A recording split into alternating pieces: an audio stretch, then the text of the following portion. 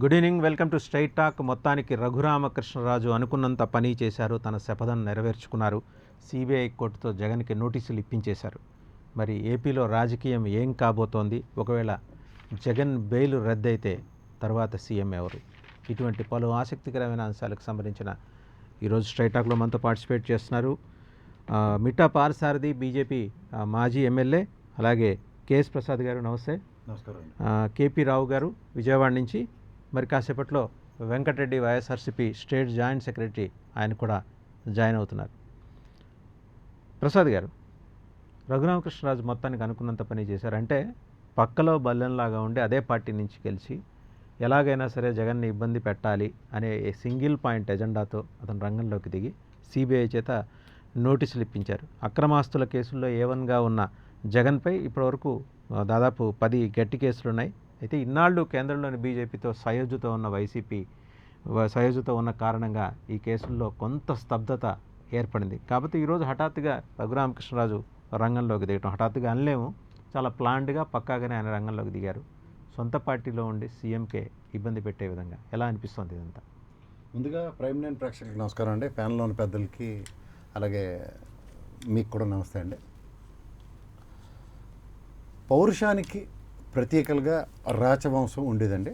పౌరుషాన్ని నిలబెట్టుకోవడానికి ఆయన పౌరుషానికి ప్రతీకగా ఉక్రోషం అనుకోండి, దాని పౌరుషానికి కన్నా ఉక్రోషం అంటే బెటర్. ఆ ఉక్రోషానికి ఏంటంటే, గతంలో ఒక సుప్రీంకోర్టు జడ్జి స్థానంలో ఉన్న రమణ గారు ఒక రూలింగ్ అయితే ఇచ్చారు. వీటి మీద ఉన్న కేసులు ఏమైనా ఉంటే సత్వరంగా సంవత్సరం లోపల పరిష్కరించమని. ఎక్కడ కోర్టులు వాళ్ళ పనులు చేస్తాయని చెప్పి ఈయన ఉక్రోషం రెండూ కలిపి చేశారు.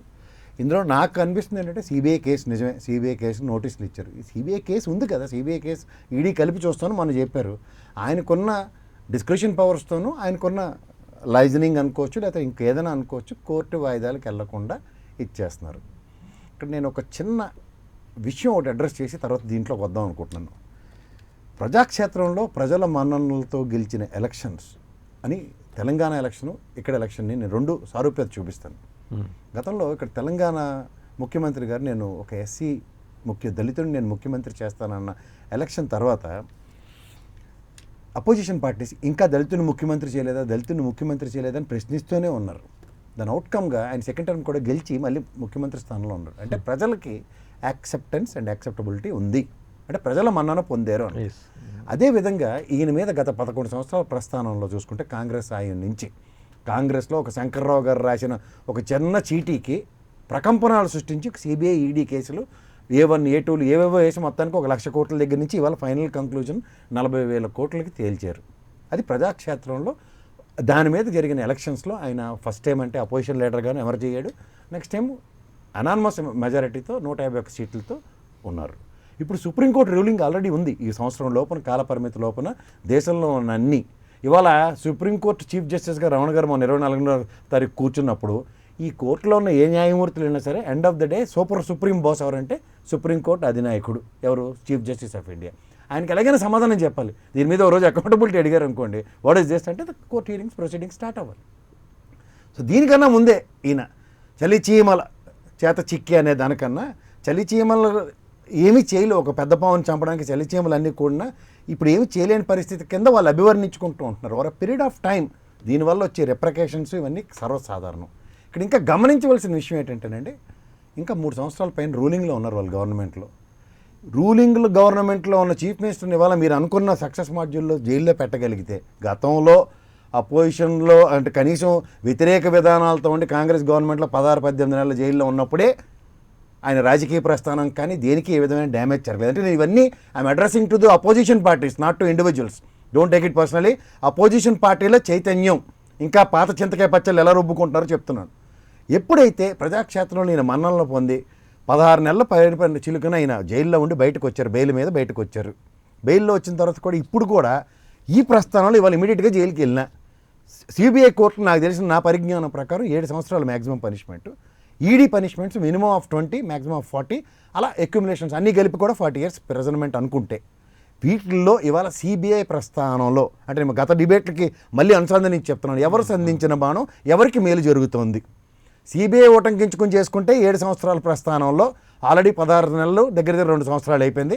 ఇప్పుడు ruling period of 3 years luxurious life Rajahmundry central జైలునే. ఇక్కడ మన కేసీఆర్ గారితో తెలంగాణ ప్రభుత్వానికి ఆంధ్రప్రదేశ్ ప్రభుత్వానికి ఉన్న అనుసంధానం చూసుకున్న ఈ 3 సంవత్సరాలు ఆయన లగ్జరియస్ జైలు లైఫే ఉంటుంది.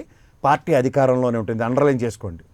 ఇదే సింపతి మళ్ళీ బయటకు వస్తే మళ్ళీ సింపతి వేవసే, నన్ను అన్యాయంగా చేశారు. ఇప్పుడు ఆయన మీకు స్ట్రాటజీ కూడా గమనించండి. నవరత్నాలు సుభిక్షంగా కరోనా పాండమిక్ టైంలో ఆపన్న హస్తంగా వస్తున్నాయి. అపోజిషన్ పార్టీ మళ్ళీ అండర్లైన్ చేసుకోండి. ఏదే విధంగా అయితే ఈ ఆపన్న హస్త కార్యక్రమాలు సక్రమంగా ప్రజల్లోకి చేయబడుతున్నాయో, పొరపాటున ఆయన కనుక జైలుకి వెళ్తే ఇవన్నీ నన్ను ఆపడానికి మీ పాదయాత్రలో నేను తెలుసుకున్న మీ విధి విధానాలు, మీకున్న స్థితిగతుల మీద ప్రభావం చూపించి నేనేం చేశానంటే అభివృద్ధి సంక్షేమం కన్నా నాకు మీ సంక్షేమమే ముఖ్యం అనుకున్నాను. అందుకే నేను ఇస్తున్న తరుణంలో నాకు ఈ విధంగా ఆటంకం కలుగు చేసిందని మళ్ళీ 151 బాబు కాదు బాబు 175 గెలిచే ప్రస్థానం. ఎందుకంటే ఈ అపోజిషన్ క్యాడర్లో ఉన్న వాళ్ళందరూ ఇవాళ చెట్టుకోడు పుట్టకోడు ఏ విధంగా ప్రస్థానం చేసుకుంటూ అపోజిషన్గా ఎమర్జ్ అయిన రఘురామకృష్ణరాజు గారినే అపోజిషన్గా చేసుకుని నువ్వు ముందుండి నడిపించి వెనకాల ఉంటావు అన్న ప్రక్రియకు చూసుకుంటే ఇది మళ్ళీ సాధారణంగానే చెప్పుకోవచ్చు. ఈ ప్రస్థానంలోంచి అవుట్కమ్ విషయం మీద మాట్లాడాలంటే మాత్రం ఖచ్చితంగా it is going to be a big gain.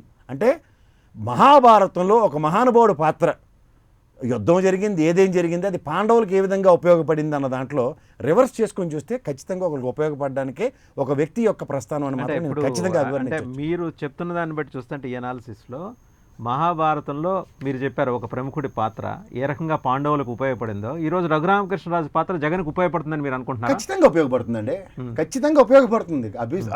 Opposition రూలింగ్లో ఉన్నప్పుడే ఏమీ చేయలేని ప్రక్రియ 16 నెలల జైలు, కంటిన్యూషను కంక్లూజను ఏమైందో చూసుకున్న తరుణంలో సామాన్య మానవులు ఎలాంటి అనానమస్ మెజారిటీ ఆయనకి ఇచ్చారో చూడండి. 151 సీట్లు ఇచ్చారంటే వీళ్ళు మాట్లాడిందంతా 1,00,000 కోట్ల అవినీతి, 1,00,000 కోట్ల అవినీతి, 1,00,000 కోట్ల అవినీతి, జైలుకి వెళ్ళి వచ్చాడు, 1,00,000 కోట్ల అవినీతి, జైలుకి వెళ్ళిపోతాడు, ఏ టైంలోనే వెళ్ళిపోతాడంటే 2 ఏళ్ల ప్రస్థానం ఇక్కడ చూపించాడు ఆయన ప్రజాక్షేత్రంలో.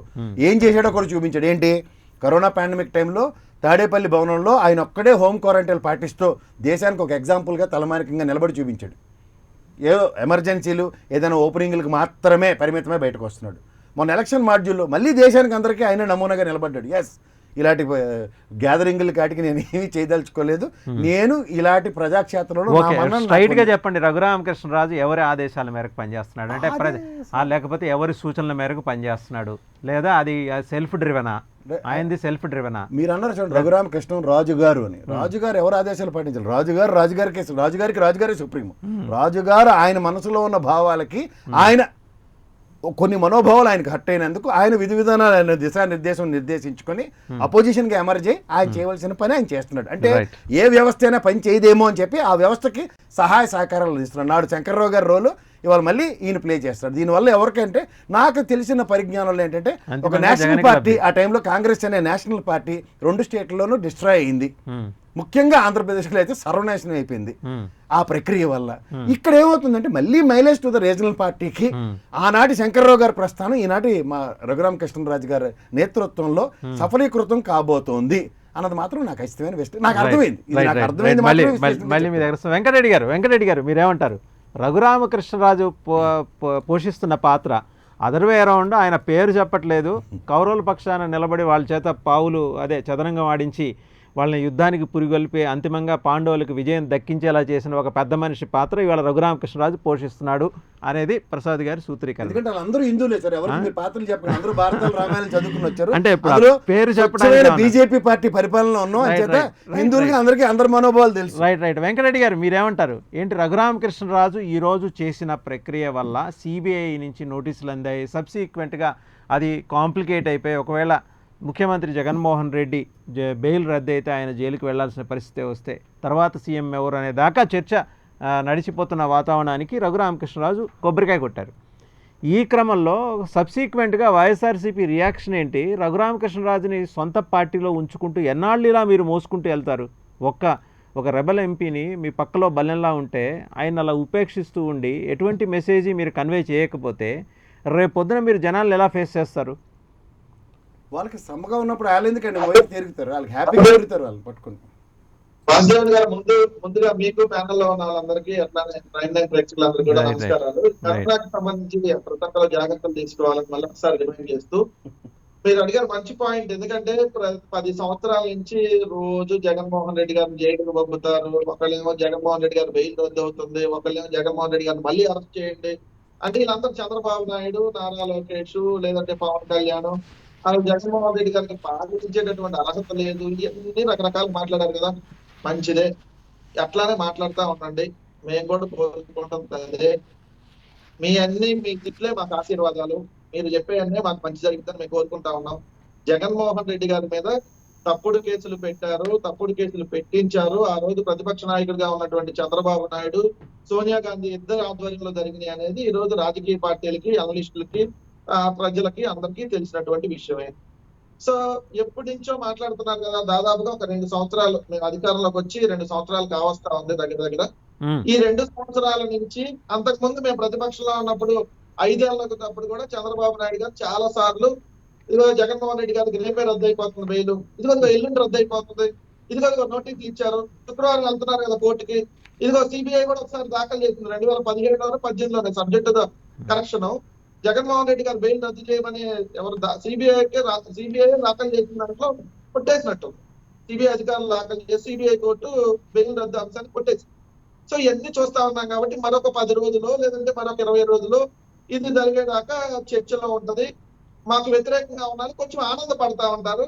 దింపుడు కళ్ళ వాసుల్లాగా అమ్మో జగన్మోహన్ రెడ్డి గారు ఏమన్నా అయ్యిద్దేమో అని చెప్పి వాళ్ళు కొంచెం ఈ కరోనా లాంటి సమయంలో కొంచెం ఆనందంగా, మాకు అపోజిషన్ గా ఉన్న వాళ్ళకి, మాకు అపోజిషన్ గా ఉన్నటువంటి మీడియా ఛానల్కి కొంచెం ఆనందం ఉంటది తప్ప జగన్మోహన్ రెడ్డి గారికి ఏమీ కాదు. జగన్మోహన్ రెడ్డి గారు బెయిల్కి సంబంధించిన అంశం ఏమి ఉండదు. ఆయన ఇప్పుడు న్యాయస్థానాలు ఖచ్చితంగా హాజరవ్వాలి అని అంటే వ్యక్తిగతంగా కూడా ఆయన హాజరయ్యారు. దాని తర్వాత ఇప్పుడు అంటే వెంకటరెడ్డి గారు హాజరవటం హాజరు కాకపోవటం కాదు, ఇక్కడ ఆప్షన్స్ ఏంటంటే, ఒకసారి వెంకటరెడ్డి గారు బెయిల్ రద్దు అయితే ఖచ్చితంగా జైలుకి వెళ్లాల్సిన పరిస్థితి అనేది స్పష్టంగా కనిపిస్తున్న వాతావరణం. ఈ క్రమంలో వైఎస్ఆర్సీపీ ఏమన్నా ఆల్టర్నేటివ్ మెకానిజం మీద దృష్టి పెట్టబోతోందా, నెక్స్ట్ ఎవరు సీఎం కుర్చీలో కూర్చోబోతున్నారు, ఇటు రకరకాల స్పెక్యులేషన్స్ అన్నీ సాధారణంగానే సహజంగానే ప్రతిపక్షాలు తీసుకొస్తాయి. అంటే to create ruckus in the ruling party. జనాలకి లేకపోయినా అదే చెప్పేదండి, జనాలకి లేకపోయినా ప్రతిపక్షాలు, లేకపోతే ప్రతిపక్షాలకి అనుసంధానం ఏమన్నా చిన్న చిన్న పొలిటికల్ పార్టీస్ కూడా ఈ వ్యవహారం నడుపుతాయి, ఏదో ఒక రక్కస్ క్రియేట్ చేయాలని. ఇలాంటప్పుడు వైఎస్ఆర్సీపీ ముందరున్న మెకానిజం ఏంటనేది.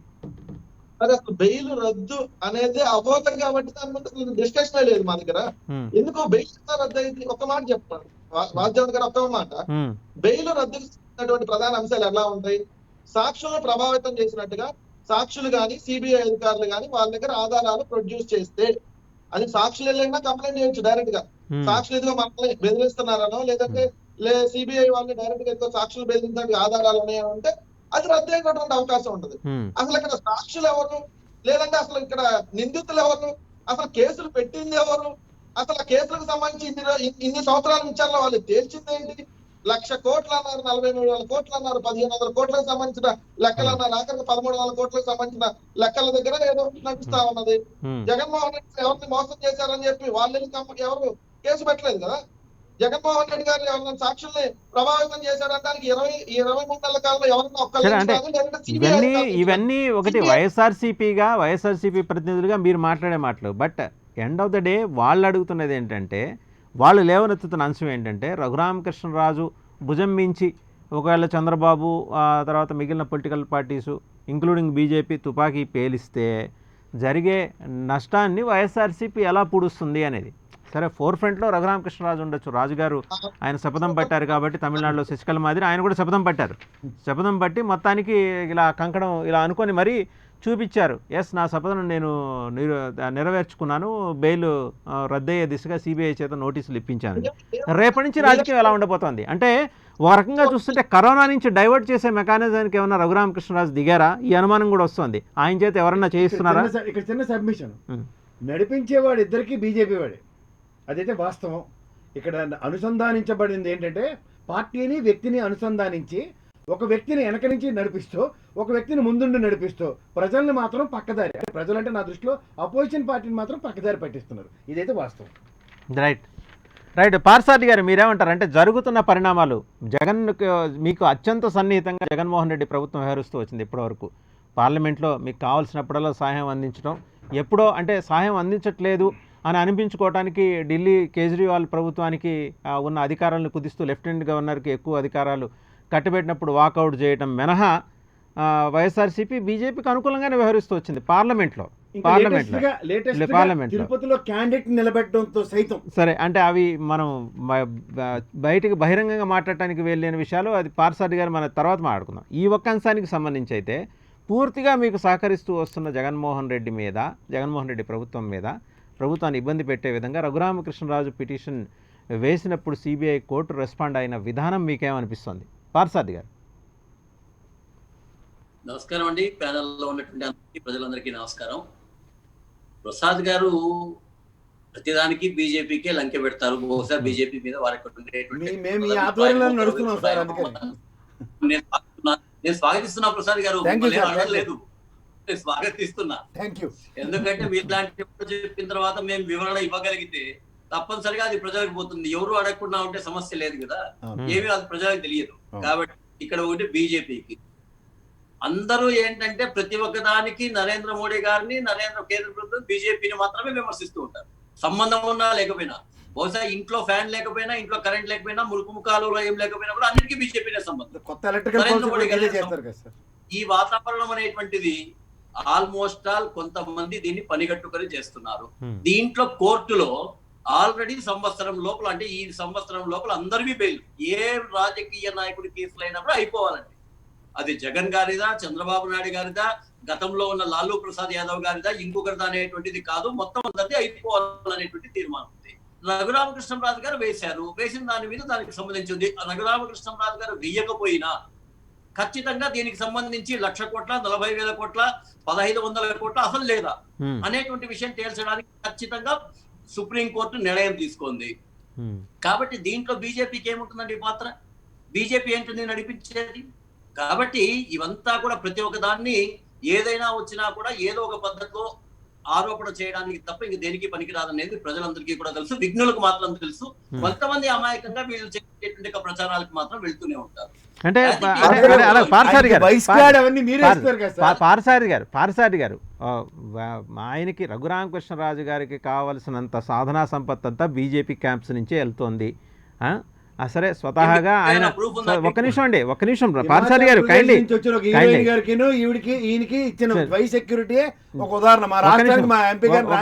ఒక్క నిమిషం పార్సాటి గారు. సరే, రఘురామకృష్ణరాజుకి పార్సాటి గారు ఒక్క నిమిషం. రఘురామకృష్ణరాజు గారికి సొంత పార్టీ అధినేతతోటి ఉన్న ఇబ్బందిని బీజేపీ అడ్వాంటేజ్గా తీసుకుంది అనేది ఒక చర్చ, ఒక ప్రతిపాదన నడుస్తూ ఉంది. అలాగే ఎట్ ద సేమ్ టైం ఏంటంటే మీరు యువతల జగన్మోహన్ రెడ్డి ప్రభుత్వానికి కూడా దగ్గరగా ఉన్నట్టు చూస్తూ 2 పిట్టల చేత బీజేపీనే ఆట ఆడిస్తోంది అనేదైతే జనాలందరికీ ఒక విశ్వాసం అండి. మీరు ఆ విశ్వాసం పట్ల మీకుండే అభ్యంతరాలు మీకు ఉన్నప్పటికీ జనాల నోళ్లలో ఇదైతే నానుతోంది. అంటే ఒకప్పుడు కాంగ్రెస్ చేసిన రాజకీయాల ఫార్ములాని రీడిఫైన్ చేసి బీజేపీ అమలు చేస్తోంది, అది స్పష్టంగా కనిపిస్తుంది.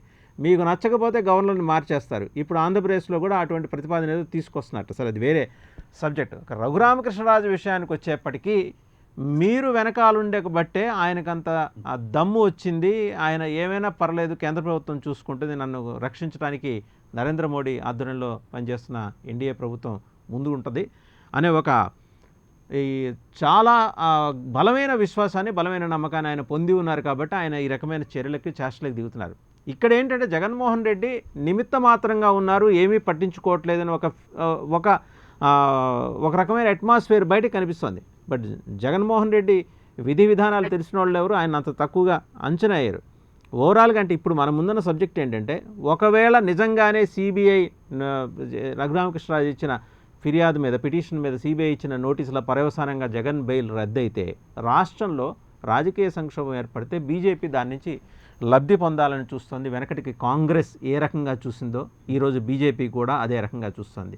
ఈ 2 పార్టీల్లో కేవలం జెండాలు, ఒక్క నిమిషం అండి, కేవలం జెండాలు తప్పించి ఎజెండాలు ఒకటే అనేది జనాలకు అర్థమైపోయింది. ఇది జనం మాట అండి, ఇది నా అభిప్రాయం కాదు. నాకు ఎలాంటి అభిప్రాయాలు కూడా లేవు. మీరేమంటారు?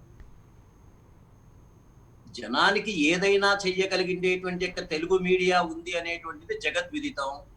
అది ఎల్లో మీడియా కానీ, సాక్షి మీడియా కానీ, ఇంకోటి కానీ, కావాల్సిందేటువంతా కూడా మీలాంటి వాళ్ళ ద్వారా కూడా రకరకాలుగా మొత్తం అంతా కూడా చెప్పించి చేయగలిగే సమర్థత ఉంది అంటే అనేటువంటి మాలాంటి యావత్తు వాళ్ళ చేత ప్రపంచానికి చెప్పించాల్సినంత అవసరం జగన్మోహన్ రెడ్డికి అయితే లేదండి. వెరీ నేను క్లియర్ అండి, నేను వెరీ క్లియర్ పార్థసారథి గారు. మాలాంటి వీఆర్ ఇండిపెండెంట్. మేమేమి చొక్కాలు తగిలించుకొని జెండాలు మీదేసుకొని మేమేం చేయట్లేదండి. మిమ్మల్ని పార్థసారథి గారు, ఐఎమ్ వెరీ క్లియర్. మీడియా మేము చెప్తున్నది ఏంటంటే మీ దృష్టిలో కొందరు ఉండుండొచ్చు కాక, బట్ అందరినీ ఒకే గాడిని కట్టకండి.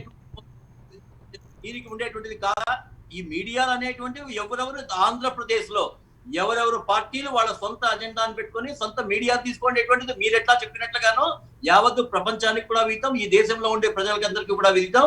పొరపాటున ఎప్పుడైనా మా కేబుల్ టీవీలో సాక్షి రాలేకపోతే వైఎస్ఆర్సీపీ వాళ్ళు ఫోన్ చేస్తారు, ఏబిఎన్ రాకపోతే వెంటనే తెలుగుదేశం వాళ్ళు ఫోన్ చేస్తారు. ఇది కామన్, ఇది ఇట్ ఈస్ ఎ పబ్లిక్. దాని గురించి ఏమాత్రం కూడా అనుమానం లేదండి. మీకైనా అనుమానం ఉందో లేదో ఒకసారి మీ ఆత్మసాక్ష్యం తీసుకుంటే ఇక్కడ మీడియా ప్రభావం అనేటువంటిది మీరు సాక్షి కావచ్చు, ఆత్మసాక్షి కావచ్చు, ఏ రకంగా తీసుకున్నా రెండు వేరండి. సాక్షి వేరు, ఆత్మసాక్షి వేరు. దీనికి ఆత్మసాక్షి ఎందుకండి? ఇప్పుడు ఒకప్పుడు సబ్జెక్ట్ అయితే వస్తారు. రైట్ రండి. ప్రసాద్ గారి విషయంలో చూస్తే ఆంధ్రప్రదేశ్ ప్రజలు అవినీతిని అసలు సబ్జెక్ట్ కింద తీసుకోవడం లేదు. కేవలం సంక్షేమ పథకాలు ఇస్తే చాలు కాబట్టి మేము నెగ్గిపోతున్నాం. ఆయనకు వచ్చిండేటువంటి అభిమానం గానీ, ఆయనకు వచ్చిండేటువంటి సీట్లు గానీ సంక్షేమ పథకాల కారణంగా వచ్చిన అనేటువంటిది చరణంగా వారు చెప్పారు. నేను కూడా మేమేం చెప్తామండి, వాస్తవమే కదా. ఇక్కడ పరిపాలన ఏమన్నా ఉండి ఇక్కడ ఇండస్ట్రియలైజేషన్ లోనో అభివృద్ధిలోనో సంపాదించే జగన్ గారు ఇవ్వడం లేదు. జగన్ గారు ఇస్తున్నదంతా కూడా దేశంలో ఉండేటువంటి అనేక ఆస్తులు, ప్రజా ఆస్తులు తాకట్టు పెట్టడం గానీ, ఇంకో రకంగా అమ్మడం గానీ చేసేటటువంటి ప్రయత్నంతో పంచుతున్నారు. వాళ్ళు డెవలప్మెంట్ చేసి ఇదే సంక్షేమ పథకాన్ని ఇచ్చారనుకోండి, తప్పనిసరిగా ప్రజలు ఆదరిస్తారు. అయితే ఇక్కడ ఉండేటువంటిది లాలూ ప్రసాద్ యాదవ్ గారికి కేసు పెట్టిన తర్వాత కోర్టుకు వెళ్లి బెయిల్ వచ్చిన తర్వాత కూడా ఆయన అధికారంలోకి వచ్చాడండి. 15-16 సంవత్సరాల పాటు తర్వాత ఆయనకి శిక్ష పడింది. శిక్ష పడిన తర్వాత కూడా ఆయన యొక్క భార్యను ఆయన ముఖ్యమంత్రిగా చేసి మొత్తం రాజకీయం నడిపాడు. ఆఖరికి మళ్ళా పనిష్మెంట్ వచ్చిందా లేదండి? అంటే మన రాజ్యాంగ వ్యవస్థలో, న్యాయ వ్యవస్థలో ఉన్న లోటుపాట్లని ఆధారంగా చేసుకుని ఇక్కడ తెలుగుదేశం గాని, వైఎస్ఆర్సీపీ గాని చక్కటి గేమ్ ఆడుతోంది. ఇంకా వాళ్ళు చేస్తారు. ఇప్పుడు వారు చెప్పినట్లుగానే ఇప్పుడు బెయిల్ వస్తుంది, లేకపోతే బెయిల్ రద్దు అవుతుంది అనుకోండి, మళ్ళా బెయిల్ నుంచి బయటకు వచ్చిన తర్వాత ఇట్లా అన్యాయం చేసినారు, నేను అందుకే చేయలేకపోయినా అని చెప్పేసి మళ్ళా వారు పాదయాత్ర చేయొచ్చు, మళ్ళా ప్రజలు బ్రహ్మాండం పెట్టచ్చు. కానీ మాకుండేటువంటి నమ్మకం ఏంటంటే ఏదో ఒక రోజు ప్రజలు లాలూ ప్రసాద్ యాదవ్ గారిని అంతకాలం నమ్మి, గుడ్డిగా నమ్మి ఓట్లు వేసిండే ప్రజలు అతను శిక్ష పడింది అని తర్వాత అవినీతికి వ్యతిరేకంగా ఏ విధంగా అయితే బీహార్ లో ప్రవర్తించారో చంద్రబాబు నాయుడు గారికి, జగన్ గారికి శిక్షలు పడితే అవి ప్రూవ్ అయితే, ప్రూవ్ కానప్పుడు వేరే రాజకీయం, ప్రూవ్ కాకుంటే వేరే రాజకీయం. మేము కూడా కోరుకుంటాం, వీళ్ళు అవినీతిగా ఉండకూడదని కోరుకుంటాం. ఎప్పుడు కూడా చంద్రబాబు నాయుడు గారు కానీ ఎవరు ఏ రాజ్యాధికారి అవినీతిగా ఉండకూడదని మేము కోరుకుంటాం. దయచేసి ఇవి కోర్టులు నిర్ణయించేటివి, మనం నిర్ణయించేటివి కాదు. ఇక్కడ బీజేపీ ఏదో చెప్తేనో, జగన్ గారు ఏదో చెప్తేనో చంద్రబాబు కొంత మేరకు వాళ్ళు పోస్ట్ పోన్ చేసేదానికి అవకాశం ఉంటుంది. అంతే తప్ప కేటగారికల్ గా మొత్తం లాలూ ప్రసాద్ యాదవ్ గారు కూడా చాలా పెద్ద ఎత్తున ప్రయత్నం చేసి 15 ఏళ్ళు పోస్ట్ పోన్ చేయించుకున్నారు. ఫైనల్ గా పనిష్మెంట్ ఉందా? న్యాయ వ్యవస్థలో డిలే అనేది అయితే ఉందేమో గానీ న్యాయం జరుగుతుంది అనే నమ్మకం ఇంకా భారతదేశ ప్రజానీకానికి ఉంది. చూద్దాం ఆ న్యాయం ఏమొస్తుందో తెలిసిన తర్వాత. రైట్ పార్థసారథి గారు, మళ్ళీ మీ దగ్గరకు వస్తాం. కేపీ రావు గారు విజయవాడ నుంచి చాలా ఉత్సాహంగా చూస్తున్నారు. బహుశా ఆయన అబ్జర్వేషన్స్ చాలా డిఫరెంట్ గా ఉన్నాయేమో. రఘురామకృష్ణరాజు భుజం మించి తెలుగుదేశం, బీజేపీ అలాగే మిగిలిన పార్టీలు పేలుస్తున్న తుపాకీలో బుల్లెట్ నిజంగా జగన్కి తగులుతుందా? కేపీ రావు గారు ఏమంటారు? సార్, గల్లీ నుంచి ఢిల్లీకి రాజకీయం మారింది. జగన్మోహన్ రెడ్డి గారు వేలుతో జగన్మోహన్ రెడ్డి కళ్ళు పొడవాలని చెప్పేసి రఘురామరాజు గారు వాడుకుంటున్నారు ఢిల్లీ నాయకత్వం. ఆయన ఎంకరేజ్ చేసి ఈ రకంగా స్థితి తీసుకొచ్చారు. దీనితో ఎంకరేజ్ చేయకపోతే వారు స్థితిగా వచ్చేవాళ్ళు కాదు. వైఎస్ఆర్ పల్లి కూడా పెట్టి కొట్టించుకున్నట్టు వీళ్ళు వైఎస్ఆర్ పార్టీ నాయకులు, కింద నాయకులు ఆయన అనవసరంగా రెచ్చగొట్టి సోషల్ మీడియాలో పెట్టి ఏదైనా అభిప్రాయ భేదం నాయకుడికినో అతనికి వస్తారు, ఏదైనా కూర్చుని మధ్యలో కొంచెం సోషల్ మీడియాలో క్యారెక్టర్స్ అబ్యూజింగ్ లాంగ్వేజ్ వేసేటప్పటికి కొంచెం ఎవరికైనా సెల్ఫ్ దెబ్బతింటది. కొంతమంది డూ ఆర్ డై అనే స్టేజ్ లో వెళ్తారు. అదే స్టేజ్ లో రఘురాజు గారు ఆ ప్రయత్నం చేస్తున్నట్టున్నారు. కానీ నాకు తెలిసి బెయిల్ ఏం క్యాన్సిల్ అవ్వదండి. ఎందుకంటే బెయిల్ క్యాన్సిల్ అవ్వాలంటే సిబిఐ కేసు పెట్టింది. డిపార్ట్మెంట్ వాళ్ళు ఈయన ఏమన్నా మిస్మేనేజ్ చేస్తున్నారు, సాక్షులని కానీ కోర్టుని మిస్మేనేజ్ చేస్తున్నారు కానీ వాళ్ళు చెప్పాలి, వాళ్ళు చేయాలి. వాళ్ళు చేయకుండా నాలాంటి రఘురామరావు ఎక్కడ మిస్మేనేజ్ ఏం చేశారని ఇట్స్ నాట్ సో ఈజీ. అది I think so it's not possible to cancel the bail. అందులో కేపీ రావు గారు అంటే కేపీ రావు గారు సహజంగా ఒక డౌట్ వస్తుంది. సరే, రఘురామకృష్ణరాజు సిబిఐకి పిటిషన్ పెట్టారు కాబట్టి సిబిఐ నోటీస్ ఇచ్చింది, కానీ ఒక కేపీ రావు ఒక పి వాసుదేవనో పిటిషన్ పెడితే సిబిఐ నోటీస్ ఇస్తుందా జగన్మోహన్ రెడ్డికి? అంటే ఇది నాకు తెలియక అడుగుతున్నా, కొంచెం కైండ్లీ లా ప్రకారం ప్రొవిజన్ ఉన్నప్పుడు ఎవరిచ్చినా ఇవ్వాల్సింది సార్. అంటే మీరు చట్టం చెప్తున్నారు కానీ నేను వాస్తవ పరిస్థితి అడుగుతున్నా. ఒక అనామకుడు వెళ్ళి పిటిషన్ వేస్తే సిబిఐ నోటీస్ ఇస్తుందా? దీని వెనకాల రాజకీయ ఉద్దేశం మీకు కనపట్టలేదా? ఇస్తుంది, కానీ takes his own course of time. నేను ఇందాకే చెప్పాను మీకు, రాజకీయ ఉద్దేశంతో ఆయన వ్యక్తిగతంగా అవమానపరిచారు, తను ఏంటో ప్రూవ్ చేసుకోవాలనేటువంటి ఉద్దేశంతో ఆయన పిటిషన్ ఫైల్ చేసి తెలుసుకుంటా ముందుకెళ్తున్నారు. కానీ నేను పిటిషన్ వేసి లా ప్రకారం పొందుపరచాల్సిన విషయాలన్నీ పొందుపరిచి అలా పిటిషన్ వేస్తే court has to accepted. Petition accept చేసి మాత్రం ఏమైపోదండి. మెరిట్స్ మీద ఆర్గ్యుమెంట్స్ జరుగుతాయి, ప్రూవ్ చేయాలి, ఎస్టాబ్లిష్ చేయాలి. అవన్నీ అయిన తర్వాత బెయిల్ క్యాన్సిల్ చేయాలంటే description of the honourable judge. It's not so. Jagan గారు బెయిల్ క్యాన్సిల్ చేయాలి, కొన్ని లక్షల మంది ఇండియాలో ఉన్నారు, వాళ్ళందరూ క్యాన్సిల్ చేయాలి బెయిల్స్. అవన్నీ క్యాన్సిల్ చేయడానికి కోర్టులో పనిచేయడానికి టైం లేదు, కోర్టులో జైల్స్లో నీకోదు, అందరినీ జైల్లో పెడతాయి. సో తన సుప్రీంకోర్టు చెప్పినంత ఈజీగా ఉంది. సుప్రీంకోర్టు ఇచ్చిన ఆర్డర్లే గవర్నమెంట్లు పట్టించుకోవట్లేదు, ఆనర్ చేయట్లేదు, అంత నెట్వర్క్ లేదు మనకి. అలాంటి పరిస్థితుల్లో ఏదో నోటీస్ ఇచ్చినంత నెట్వర్క్ లేదు కాబట్టి బెయిల్ రద్దు కాదా? నేను కేపీ రావు గారు, నెట్వర్క్ లేదు కాబట్టి బెయిల్ రద్దు కాదా, లేకపోతే అసలు బెయిల్ రద్దు అయ్యే అవకాశమే లేదా? టెక్నికల్ గా, లీగల్ గా, జ్యుడిషియరీగా బెయిల్ రద్దు కావాలి అంటే ముందు జ్యుడిషియరీలో ఏమైనా సాక్షుల్ని మేనేజ్ చేస్తారా, లేదా లీగల్ గా కోర్టుని తప్పుదారి పడిస్తారా, టెక్నికల్ గా ఎస్టాబ్లిష్ చేసి ప్రూవ్ అయ్యగలిగితే అప్పుడు court may take a decision. అదే లేకుండా వెర్బల్ గా ఆఫీసర్స్ ఉద్యోగాలు వచ్చినాయి, పోస్టింగ్లు వచ్చినాయి, అవి వచ్చినాయి, ఇవి వచ్చినాయి అంటే ఉద్యోగస్తులకు ఉద్యోగాలు ఇవ్వాల్సిందే కదా మనం.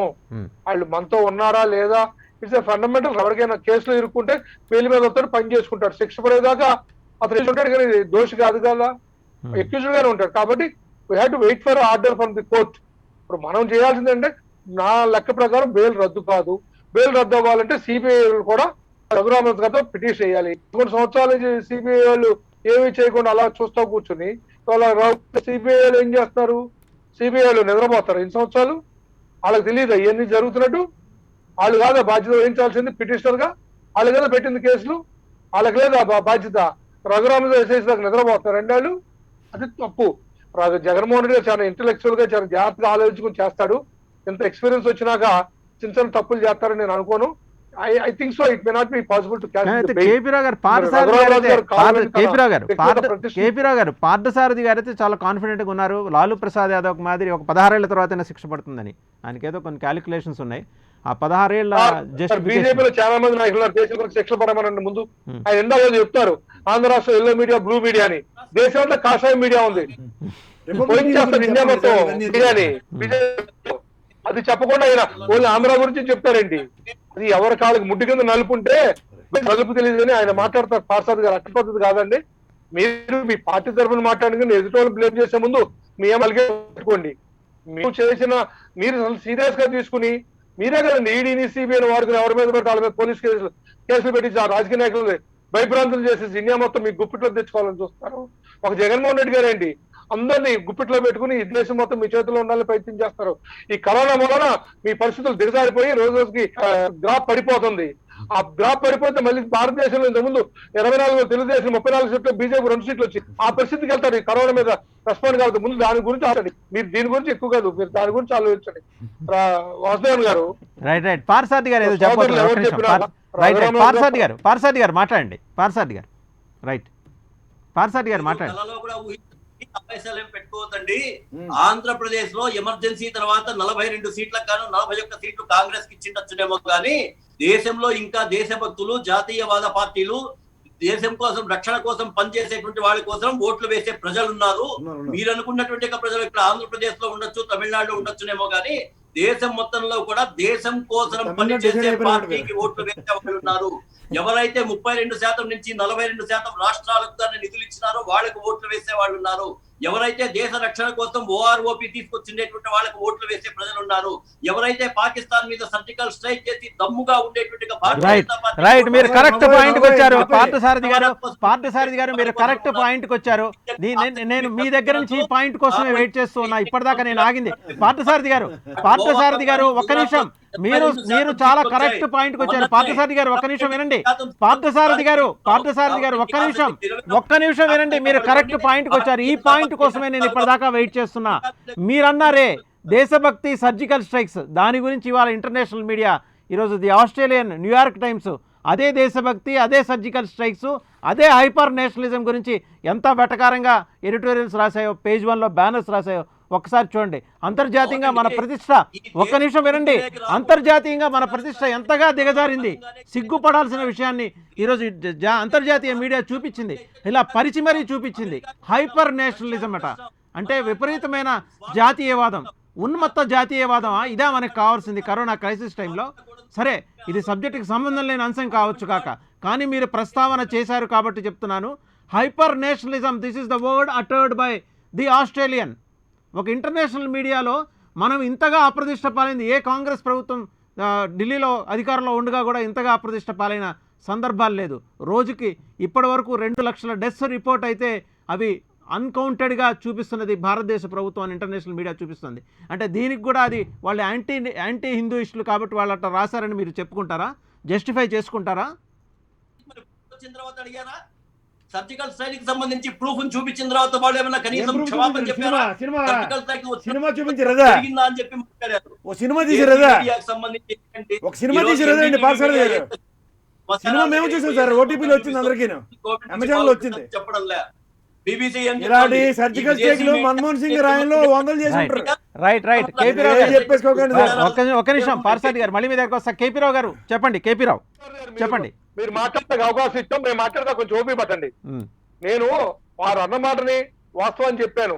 ఆయన చెప్పిన హిస్టరీ అంతా చెప్తే నేను హిస్టరీ చెప్పాను అనుకోండి, ఇవాళ ఇది సబ్జెక్ట్ అది కాదు. నెక్స్ట్ ఇంకో సపరేట్ డిబేట్ పెట్టండి.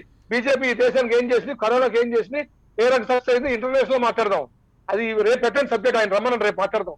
ఇక్కడ జరిగే సబ్జెక్టు బెయిల్ రద్దు అవుద్దా ఉంటుందా, బెయిల్ రద్దు అయితే జగన్ గారు ఏం చేస్తారో చెట్టు అనేది నా కాన్ఫిడెన్స్, నాకున్న నాలెడ్జ్, నా సెన్స్. అది రద్దు కాపాడడానికి అనేకమైన కారణాలు ఉన్నాయి. రద్దు అవుతున్న ఆలోచన కొంతమంది ఉండొచ్చు, అది వాళ్ళ అభిప్రాయం. అభిప్రాయాలు వేధించినంత మాత్రాన మనం ఒక తప్పు మాట్లాడాల్సిన అవసరం లేదు. మీరు బీజేపీ గురించి ఒకరు తప్పుచుకుని మాట్లాడదలుచుకుంటే ఇందాక సబ్జెక్ట్ సపరేట్ గా పెట్టండి. వాసుదేవన్ గారు ఆయన పిలవండి, నేను మాట్లాడతాను. ఇంటర్నేషనల్ స్టాండర్డ్స్ లో ఎంత గ్రాఫ్ వచ్చింది అంటే నేను తర్వాత చెప్తాను. ఈ విషయంలో మీరు ఇందాక ఫస్ట్ మాట్లాడింది మీరు మాట్లాడారు అని, అది మీకు తెలియజేసింది. నేనన్నమాట ఇది ప్రపంచం అంతా, భారతదేశం అంతా వస్తున్నారు, ఇండియా మొత్తం మీడియాని మీరు చేస్తున్నారు, దాడులు చేస్తారు, వ్యాపారవేత్తల మీద, అందరూ మొత్తానికి ఇండియా మొత్తాన్ని ఏ మీదకి సప్లై చేసేది భారతదేశం మొత్తాన్ని దోషపెడుతున్నారని. ఇది ఇస్ పబ్లిక్ టాక్, నేను ఒక్కడే చెప్పేది కాదు. ఇది వాస్తవాలు. ఇప్పుడు మనం మాట్లాడుకోవచ్చు, ఈ ఇష్యూ మీద మాట్లాడదాం, చేసి ఈ కేసు వరకు పరిమితం అవ్వండి. దాని సపరేట్ డిబేట్ లో మన ఇద్దరు మాట్లాడదాం, అప్పుడు తెలుసుకుందాం. డెఫినెట్ గా మళ్ళీ మీ దగ్గరకు వస్తాను. ఒకసారి వెంకటరెడ్డి గారి దగ్గరికి. వెంకటరెడ్డి గారు ఎందుకు హఠాత్తుగా ఇంత సీరియస్నెస్ ఉన్న అట్మాస్ఫియర్ క్రియేట్ అయింది? అంటే రఘురామకృష్ణరాజుని మీరు సీరియస్గా తీసుకోకపోవటం వల్ల పరిస్థితులు ఇక్కడ దాకా వచ్చినాయా? ఆయన హ్యాండిల్ చేసే విషయంలో మీరు ఎక్కడైనా లెక్కలు తప్పినాయా? అంటే ఆయన ఇగో ఎందుకు అంత బలంగా మీరు దెబ్బతీశారు? ఆయన రోజుకో రకంగా మీ నాయకత్వం మీద మాట్లాడే పరిస్థితి మీరు ఎందుకు తెచ్చుకున్నారు? ఏంటి అసలు గ్యాప్ ఎక్కడొచ్చింది? లేకపోతే ఆయన శత్రువులు మీ క్యాంపులో బలవంతంగా ఆయన్ని ప్రవేశపెట్టారా? మీ రాజకీయ ప్రత్యర్థులైన పార్టీలు, పొలిటికల్ పార్టీస్, అపోజిషన్ ఏమన్నా ప్రవేశపెట్టిందా? ఆయన భుజాల నుంచి తుపాకులు పేలుస్తుందా? చెప్పండి. మాత్రం ఇదైతే మీరు అడిగారు కాబట్టి రఘురామకృష్ణ వ్యక్తి ఒక కోవర్ట్ గానే మా పార్టీలో ఇచ్చాడు. ఒక కోవర్ట్ గానే రఘురామకృష్ణరాజు వైఎస్ఆర్ కాంగ్రెస్ పార్టీలోకి రెండవసారి వచ్చాడు అనేది మేము బలంగా నమ్ముతా ఉన్నాం. ఎందుకంటే 2014 ఎన్నికలకు ముందు మా పార్టీలోనే ఉండి ఆయన భారతీయ జనతా పార్టీలో జాయిన్ అయ్యాడు. 2014లో Bharatiya Janata party ticket expect చేశాడు. దాని తర్వాత వాళ్ళు ఇవ్వలేదు ఈయన స్ట్రక్చర్ చూసి కానీ 2018 దాకా ఆయన భారతీయ జనతా పార్టీలో ఉన్నాడు. 2018 నుంచి 19 ఎన్నికల కంటే ముందు దాకా ఏదైతే తెలుగుదేశం పార్టీలో జాయిన్ అయ్యాడు. దాని తర్వాత తెలుగుదేశం పార్టీ నుంచి వైఎస్ఆర్ కాంగ్రెస్ పార్టీలోకి ఎన్నికలకి కొంచెం ముందు మాత్రం ఆయన రావడం జరిగింది. దాని తర్వాత మీరు చూస్తా ఉంటే ఏదైతే ఒక 5-6 నెలల నుంచే రఘురామకృష్ణరాజు గారి వర్షంలో చాలా తేడా వచ్చింది. అంటే గెలిచిన తర్వాత రఘురామకృష్ణరాజు వర్షంలో తేడా వచ్చింది. పర్టికులర్ రఘురామకృష్ణరాజు గారిని ఈ రోజు మోస్తున్నటువంటి మీడియా కూడా అదే తెలుగుదేశం పార్టీ సపోర్ట్ మీడియా ఏదైతే ఉందో ఆ మీడియా ఆయన మోస్తుంది. ఇది నాకున్నటువంటి సమాచారం. ఆయన సోషల్ మీడియా మెయింటైన్ చేసేది ఒక ప్రముఖ ఛానల్లో ఏదైతే తెలుగుదేశం పార్టీకి వత్తాసు పలికి తెలుగుదేశం పార్టీ ఛానల్ అయినటువంటి ఒక ఛానల్ ఏదైతే ఉందో ఆ ఛానల్లో లైవ్ డిబేట్స్ కండక్ట్ చేసేటటువంటి ఒక వ్యక్తి ఆయన సోషల్ మీడియా మెయింటైన్ చేస్తారు. వాళ్ళ టీం మెయింటైన్ చేస్తుంది. ఢిల్లీలో కానీ ఇక్కడ కానీ మొత్తం ఆయన తిరిగే సర్కిల్ కానీ మోస్తున్నటువంటి కానీ పర్టికులర్ గా వాళ్ళే. చంద్రబాబు వాళ్ళు మాట్లాడితే రేపు రఘురామకృష్ణరాజు మాట్లాడతారు, లేదా రఘురామకృష్ణరాజు ఈ రోజు మాట్లాడితే రేపు చంద్రబాబు నాయుడు వాళ్ళ మీడియా చూపించింది. గంటల తరబడి వాళ్ళనే అతను ఒక్కడే కూర్చోబెట్టి ప్రతి వారంలో 2 రోజులు ఆ 2 ఛానల్స్ లో ఒక రోజు ఈ ఛానల్ ఉంటే ఒక రోజు ఆ ఛానల్లో గంటల తరబడి పర్టికులర్ తెలిసిపోతుంది కదా. ఇది తెలుగుదేశం పార్టీ చంద్రబాబు నాయుడు వెంకటరెడ్డి గారు ఇక్కడ రఘురామకృష్ణరాజు గారి ప్రతిభా వ్యుత్పత్తుల గురించి కాదు డిస్కషన్. ఆయన విసిరిన ఒక బాణం చాలా బలంగా వైఎస్ఆర్సీపీకి తగిలింది. సిబిఐ నోటీసులు అయితే ముఖ్యమంత్రికి ఇచ్చింది. ఒకవేళ బెయిల్ రద్దు అయితే ఆల్టర్నేటివ్ ముఖ్యమంత్రి ఎవరనే చర్చకి ఆయనే స్వయంగా కొబ్బరికాయ కొట్టి తెరలేపారు. ఈ క్రమంలో మరి వినండి ఒక్క నిమిషం ఈ క్రమంలో మీరు ప్రత్యామ్నాయ మార్గాల వైపు దృష్టి పెట్టారా? ఎవరినైనా సెకండ్ రంగ్ లీడర్షిప్ని తయారు చేసి రెడీగా ఉంచుకున్నారా? సరే, అంటే మిట్టా పార్సారథి గారు అంటే ఆయన బీహార్ ఫార్ములా చెప్తారు. లాలూ ప్రసాద్ యాదవ్కి ఇబ్బంది అయినప్పుడు ఆయన భార్య సీఎం అయిందని. అటువంటి ఫార్ములాలు ఏమన్నా వైఎస్ఆర్సీపీకి ఆంధ్రప్రదేశ్లో ఉన్నాయా?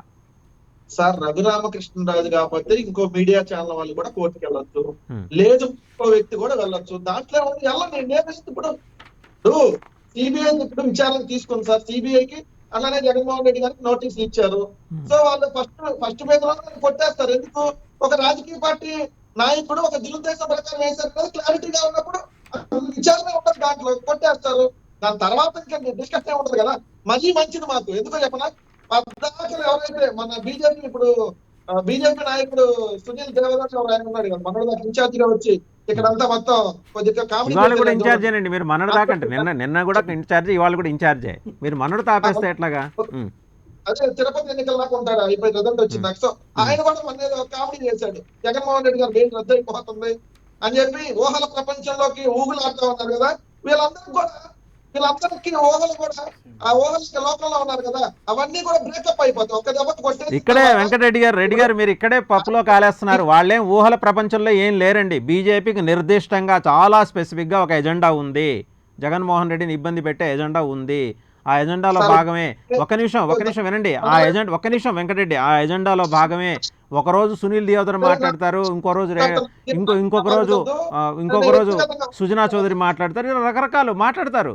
మీరు దాన్ని ఊహల ప్రపంచం అని కొట్టేకండి. బీజేపీ వెనకటి కాంగ్రెస్ కన్నా కూడా చాలా పదునుగా వ్యవహరిస్తోంది రాజకీయ పార్టీలతోటి, ప్రత్యేకించి ప్రాంతీయ పార్టీలని దునుమాడాలనే ఉద్దేశంతో బీజేపీ పనిచేస్తోంది. దేశంలో ఉంటే 2 పార్టీలు ఉండాలి, జాతీయ పార్టీలు, అది బీజేపీ కాంగ్రెస్ మాత్రమే. కాంగ్రెస్ని కూడా నలిఫై చేసే కార్యక్రమం చేస్తోంది. దేశంలో ఇంకా మిగలాల్సింది బీజేపీ ఒకటే అనే క్రమంలో ప్రాంతీయ పార్టీలని టార్గెట్ చేస్తోంది.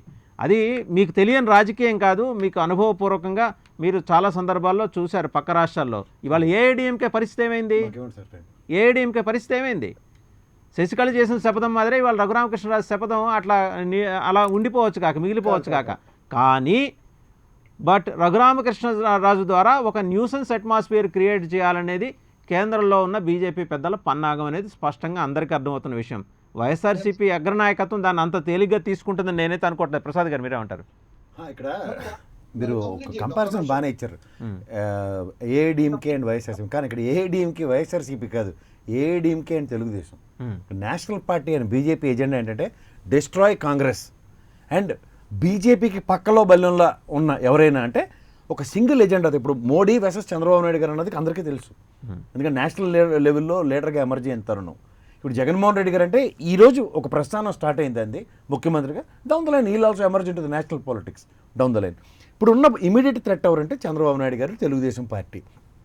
దాన్ని గ్రాస్ రూట్ లెవెల్ నుంచి ఎలా డిస్ట్రాయ్ చేయాలి, ఎలా డిస్ట్రక్ట్ చేయాలన్న దాంట్లో వేసిన ఈ పాచికకి వాళ్ళు ఖచ్చితంగా, బికాజ్ మీరు పార్లమెంటు సాక్షిగానే ప్రధానమంత్రి నరేంద్ర మోడీ గారు ఆనాటి తెలుగుదేశాన్ని ఒక హెచ్చరించారు, you are fallen in the trap of YSRCP అని. Again the same strategy.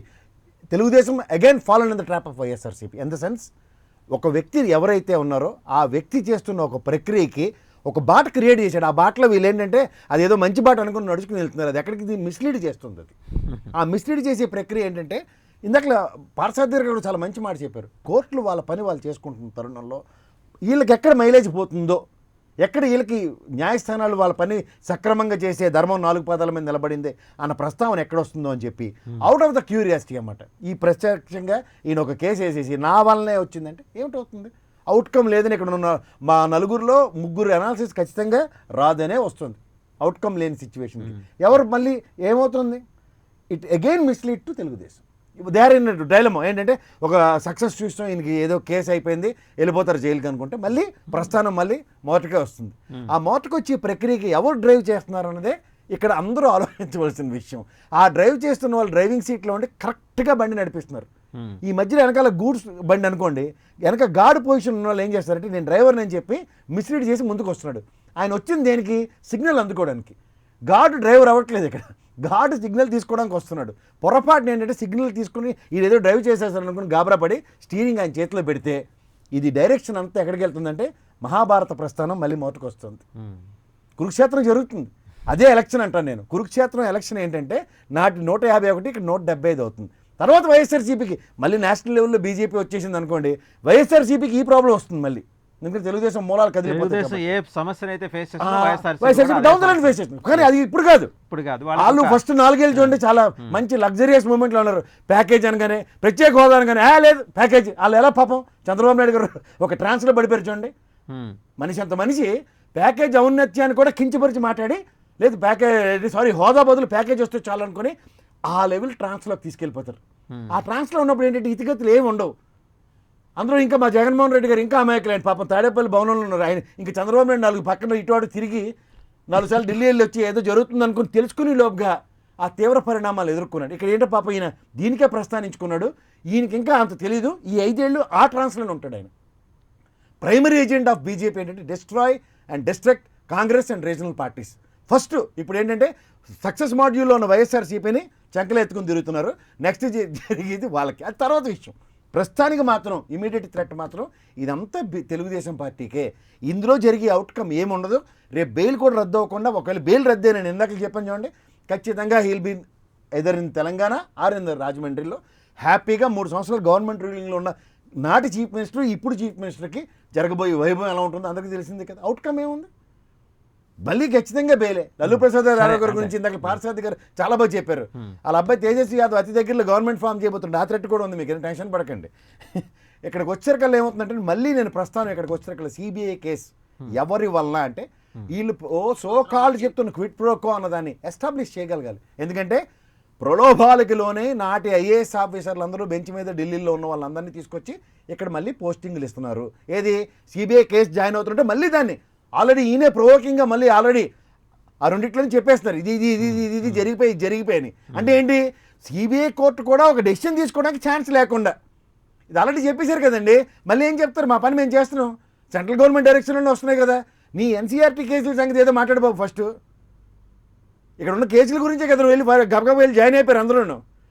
కోలీడ్ అయిపోతుంది దేనికి? నీ ఎన్సీఆర్టీ కేసులు ఎన్నో అందరికీ తెలుసు. ఇక్కడ ఇందాక మా కేపీ రావు గారు మాట చెప్పారు, ఏదో నల్ల గింజ ఉంటుంది, ఎర్ర గింజ పైన ఉంటుందంటే కింద నల్లగా ఉంటుంది. దాని సంగతి తెలియకుండా ఏంటంటే ప్రస్థానంలో నన్ను ఎవరు ఏం చేయలేరు.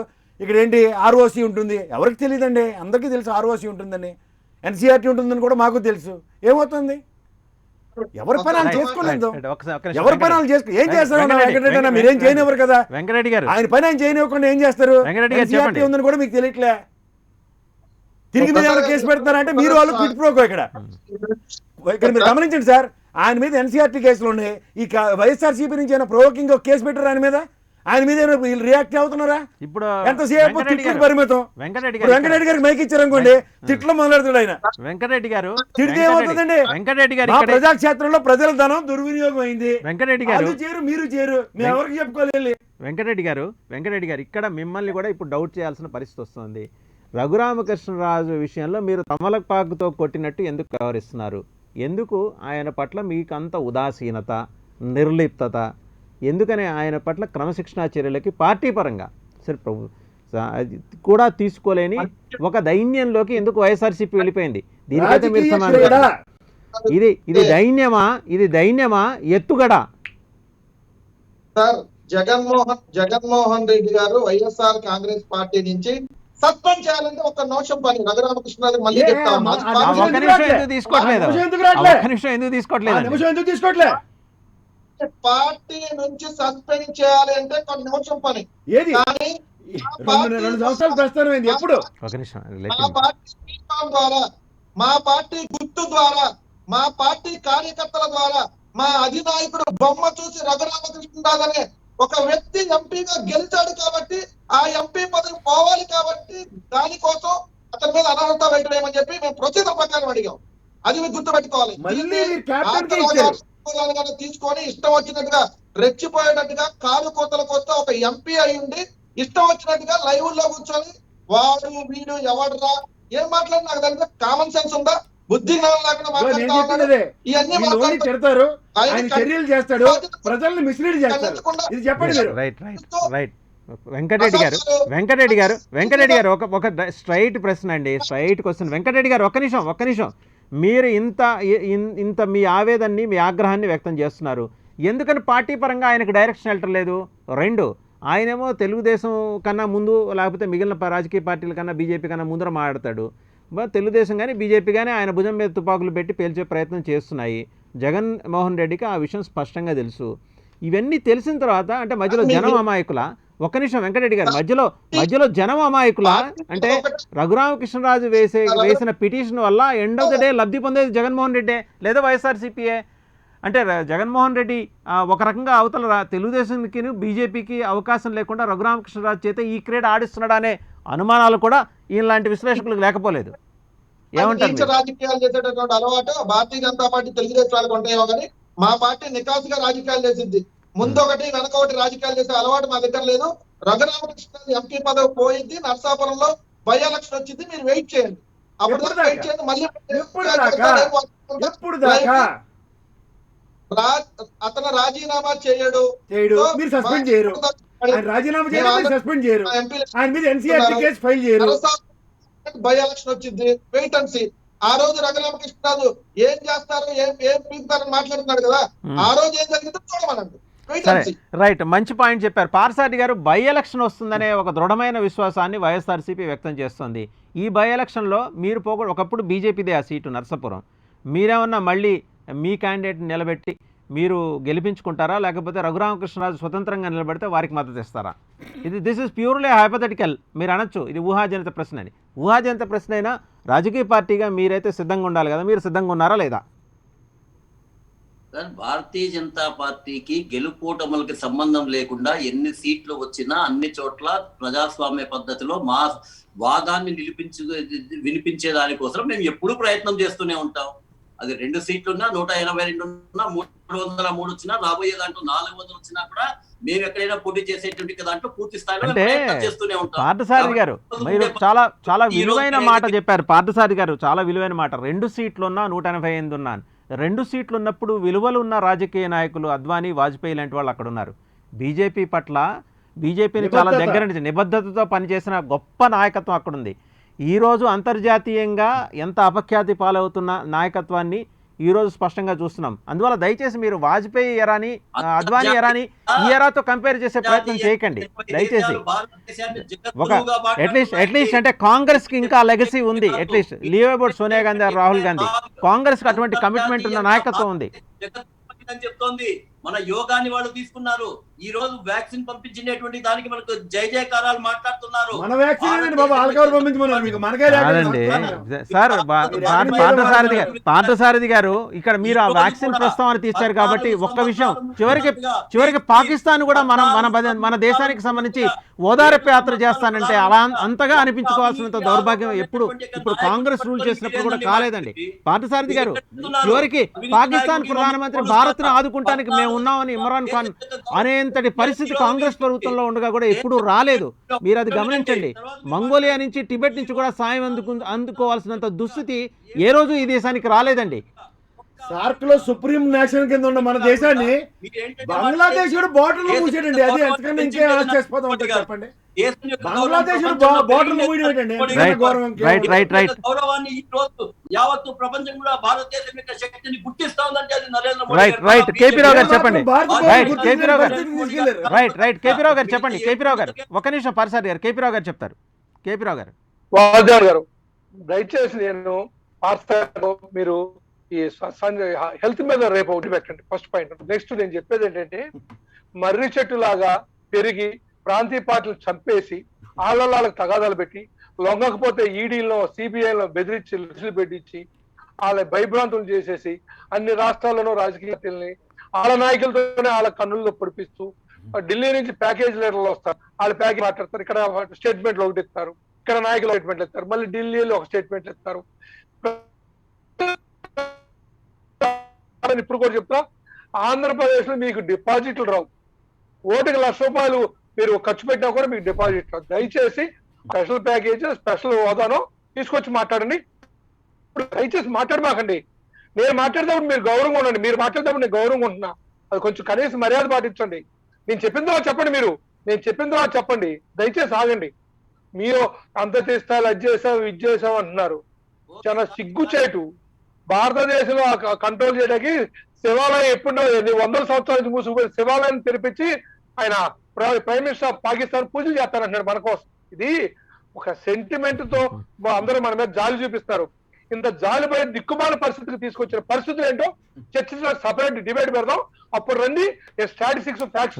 రావు గారు మనం రఘురామకృష్ణరాజు కన్ఫైన్ అవుదాం. రావు గారు కేపీ రావు గారు కేపీ రావు గారు రఘురామకృష్ణరాజు సబ్జెక్ట్ కి మనం కన్ఫైన్ అవుదాం, అది వేరే అంశం. అవును సార్, నేను అందుకే చెప్తా. రఘురామకృష్ణరాజు ఎపిసోడ్ వైఎస్ఆర్ సిపికి ఎంత మేరకు నష్టం కలిగిస్తుంది, ఎటువంటి ప్రభావం చూపిస్తుంది? కేపీ రావు గారు రఘురామకృష్ణరాజు ఎపిసోడ్ కారణంగా వైఎస్ఆర్ సిపికి గానీ జగన్మోహన్ రెడ్డికి గానీ వాటి నష్టం ఏంటి? ఢిల్లీలో ఉన్న నాయకత్వం రఘురాజు అనే వ్యక్తిని అతని వైఎస్ఆర్ పార్టీ ఎంపీని వైఎస్ఆర్ పార్టీని డ్యామేజ్ చేయడానికి ఆయన జగన్మోహన్ రెడ్డి గారి కన్నుని ఆయన వేలతో రఘురామరాజు వాడుకుంటున్నారని నా అభిప్రాయం. దానికి వాళ్ళు ఒప్పుకున్న మై స్టేట్మెంట్. దాన్ని ఖండిస్తే ఖండించుకోమండి. రఘురామరాజు గారు ఆయన యొక్క సర్వే తగులు పార్సాటి గారు మీ దగ్గరకు వస్తాను, ఒక్క నిమిషం అండి, ఆయన కంప్లీట్ చేయండి. పార్సాటి గారు మీ దగ్గరకు వస్తాను. ఓపిక పెట్టుకోండి, మాట్లాడతారా బాబు? ఓ మధ్యలో దూరతాం అదు కాదు. రఘురామరాజు గారు తన చేసేసి తనకు చేసిన అవమానాన్ని, తను తిట్టిన బూతులకి ఏదో ఒకటి తిరిగి తన ప్రయత్నం చేస్తారు. దానికి అండా కొండ ఢిల్లీ ప్రభుత్వాలు ఉన్నది ఏమీ లేకుండా ఒంటరి పోరాటం చేసేంతటి పరిస్థితి కాదు. ఇవాళ ఈ గవర్నమెంట్ మీద ఒంటరి పోరాటం చేయడానికి రాష్ట్రానికి రాలేకపోతాడైనా ఆ ఢిల్లీలో సపోర్ట్ లేకపోతే ఢిల్లీలో ఉండలేడు. వాళ్ళ పరిస్థితులు మనందరికీ తెలుసు. కాబట్టి కేవలం కోసం ప్రతి రాష్ట్రంలోనూ రీజనల్ పార్టీస్ చంపి చిన్న పావులు దీన్ని పెద్ద అనకొండలాగా తయారై ఈ భారతదేశం మొత్తాన్ని గుర్తు పెట్టుకొని అపరిచితుల పరిపాలనలాగా ఢిల్లీలో పెట్టుకుని ఒకటి చేసేది ఒకటి చేయించేది ఒకటి. ఇప్పుడు ఏమైపోతుంది ఈ దేశం తెలియని పరిస్థితి. తెలియని పరిస్థితిలో ఉన్నాం. రఘురామరాజు గారు ఒక మధ్యలో ఒక బాణం, ఆ బాణాన్ని వేసింది ఢిల్లీ వాళ్ళు. తెలుసుకోవాలంటే అమాయకులు కాదు. కేపీ రావు గారు వెంకటరెడ్డి గారు చెప్పబోతున్నారు. కేపీ రావు గారు ఒక్క నిమిషం, వెంకటరెడ్డి గారు చెప్పండి. వెంకటరెడ్డి ఇందాక మీరు భారతీయ జనతా పార్టీ దాని గురించి అన్నారు. భారతీయ జనతా పార్టీ వాళ్ళు ప్రాంతీయ పార్టీలకు సంబంధించినటువంటి 100%. ఈ దేశంలో మేము తప్ప ఎవరు ఉండకూడదు, ఏ రాష్ట్రంలో కూడా ప్రాంతీయ పార్టీలు మేము బతకనేమో అని ఆలోచన చేస్తా ఉన్నారు. ఇది సరైనది కాదు. దీంట్లో ఇంకొకటి చెప్తా ఉన్నా, మీరు మిగిలిన ప్రాంతీయ పార్టీలు ఎక్కడైనా టచ్ చేస్తే అర్థంగా తెలుస్తుందని వైఎస్ఆర్ కాంగ్రెస్ పార్టీని జగన్మోహన్ రెడ్డి గారిని టచ్ చేయాలనుకుంటే సోనియా గాంధీని ఒకసారి ఏమైందో ఆంధ్రప్రదేశ్ రాష్ట్ర రాజకీయాలు చేయాలని జగన్మోహన్ రెడ్డి గారిని చూస్తే ఆ దేశంలోనే కాంగ్రెస్ పార్టీ ఈ రోజు ఎక్కడానికి వెళ్ళిపోయేది మీ చూడండి. అదే పని ముఖ్యమంత్రి అయ్యారు. ఈరోజు మళ్ళీ మీరు జగన్మోహన్ రెడ్డి గారిని టచ్ చేయాలని ఒక ఆలోచన చేస్తే దేశంలో మీరు ఎక్కడ ఉండరో అది గుర్తుపెట్టుకోండి. అందుకని మీకు ఒక రైట్ వెంకటరెడ్డి గారు, ప్రసాద్ గారు చూస్తున్నారు. వెంకటరెడ్డి గారు అయితే జగన్మోహన్ రెడ్డి గారిని టచ్ చేస్తే మాత్రం ఊరుకునే లేదు, కానీ మరి 2 ఏళ్ళుగా ఊరుకుంటూనే ఉన్నారు రఘురామకృష్ణరాజు విషయం. అదేనండి, ఊరుకుంటే ఉడత గుడ్లు పెట్టిందని ఒక సామెత ఉంది వెనకట్లకి. అలాగా అందరూ ప్రజలు ఊరుకోబట్టి ఏంటంటే యువతల వీళ్ళు అవతల వాళ్ళు నడిపించేవాడికి నడిపించే విధానానికి అలవాటు పడిన ఈ ప్రాంతీయ పార్టీలకి ధన్యవాదాలు చెప్పాలి. ఎలా చెప్పాలంటే రఘురామకృష్ణరాజు గారు అనే వ్యక్తితో అపోజిషన్ రోల్ ప్లే చేస్తూ అపోజిషన్ పార్టీలని చంపేసే ప్రక్రియకి బీజేపీ పార్టీ ఏ రూపంలో అనుసంధానించిందో అది ఒక సక్సెస్ మాడ్యూల్ కింద చూస్తూ నెక్స్ట్ లేయర్ వైఎస్ఆర్సీపీ కనుక ఎంతే సూపర్ పవర్తో ఎమర్జ్ అయితే దీన్ని కూడా రాబోయే తరాల్లో ఎలా కిల్ చేయాలన్న దానికి మళ్ళీ అదే వ్యక్తితో ఇందాక కేపీ రావు గారు చెప్పినట్టు ఆ వేలతోనే ఆ కన్ను పొడిపించడానికి ఒక ప్రక్రియని అనుసంధానించి రీజనల్ పార్టీని ఎలా డిస్ట్రాయ్ చేయాలన్న సక్సెస్ మాడ్యూల్లో బీజేపీ సక్సెస్ అయినందుకు నాటి తెలుగుదేశం బలైనందుకు రాబోయే జనరేషన్ అంటే రాబోయే టైంలో రోజుల్లో. వైఎస్ఆర్సీపీ డిస్ట్రాయ్ అవ్వబోతున్న దానికి బీజేపీకి క్రెడిట్ ఇస్తూ ఇక్కడ మళ్ళీ ఇప్పటికైనా తేరుకుంటే ఖచ్చితంగా వాస్తవ స్థితిగతులు ప్రజలతో మమేకం అవడం అన్నది ఇది ఒక సింపథెటిక్ పాలిటిక్స్కి డ్రైవ్ చేస్తూ నెక్స్ట్ వైఎస్ఆర్సీపీ పార్టీకి సక్సెస్ మాడ్యూల్ చూపిస్తూ at the cost of Telugu Desam అంటే సింపథీ గెయినింగ్లో జగన్మోహన్ రెడ్డి గారి కన్నా మించిన వాళ్ళు ఎవరు లేరు. ఎందుకు అంటే ఆయన ప్రజలతో మమేకమయ్యే విధానం, ప్రజల స్థితిగతుల మీద ఆయనకున్నంత అవగాహన, ప్రజలతో మమేకం చేసుకుంటూ ఆయన విధానాల్ని ముందుకు తీసుకెళ్లే ప్రక్రియలో ఆయన సిద్ధహస్తుడు. మీకు ఇంకొకటి చెప్తున్నాను, జగన్మోహన్ రెడ్డి గారి గురించి ఎవరికైనా తెలిసిన వ్యక్తులు ఉపేక్షించడం అన్న పదానికి డిఫరెంట్ ఎబ్రివేషన్ కనిపెట్టిన వ్యక్తి ఎవరంటే జగన్మోహన్ రెడ్డి గారు. అలాంటి వ్యక్తి ఇవాళ రఘురామకృష్ణరాజు గారిని ఉపేక్షిస్తున్నాడు అంటేనే ఇది సక్సెస్ మాడ్యూల్ ఆఫ్ బీజేపీ పార్టీని there is a logic of success. Yes. Thank you. Try to read in between the lines. Right. Thank If you. somebody fails to read in between the lines, I don't know about it. Right. Thank you Prasad గారు, thank you Venkatareddy గారు, KP Rao గారు, అలాగే పార్సాది గారు, అందరికీ ధన్యవాదాలు. ఇది ఈరోజు straight talk. మరి కాసేపట్లో న్యూస్ బులెటిన్ ప్రసారం అవుతుంది. చూస్తూనే ఉండండి ప్రైమ్ 9 నిజం ఇదే మా ఇజం.